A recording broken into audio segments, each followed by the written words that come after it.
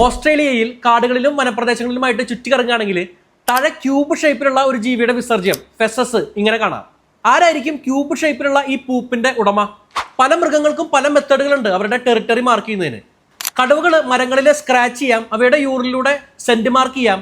Mail ഹിപ്പോകളാണെങ്കിൽ അവയുടെ വാലിങ്ങനെ fan പോലെ spin ചെയ്തിട്ട് അവയുടെ പൂപ്പ് എല്ലായിടത്തേക്കും സ്പ്ലാഷ് ചെയ്യും. വൃത്തികേടാണ്, എന്നാലും അവർക്കത് വർക്കായിക്കോളും. പക്ഷേ ഈ ക്യൂബ് ഷേപ്പ്ഡ് പൂപ്പിന്റെ ഉദ്ദേശം വളരെ ക്രിയേറ്റീവ് ആയിട്ടുള്ളതാണ്. അതിന്റെ ഓണർ മറ്റാരുമല്ല, വോംബാറ്റുകളാണ്. വോംബാറ്റുകളുടെ ഈ ക്യൂബ് ഷേപ്പ്ഡ് പൂപ്പിന്റെ ഏറ്റവും വലിയ പ്രയോജനം എന്ന് പറയുന്നത് മറ്റ് അനിമൽസിന്റെ പൂപ്പുകളെ പോലെ ഇത് ഒരു സ്ഥലത്ത് നിന്ന് റോൾ ചെയ്ത് മാറിപ്പോവില്ല എന്നതാണ്. മരത്തടിയിലോ പാറയിലോ എവിടെ വേണമെങ്കിലും വോംബാറ്റുകൾക്ക് ധൈര്യമായിട്ട് അവരുടെ ടെറിട്ടറി മാർക്ക് ചെയ്യാം.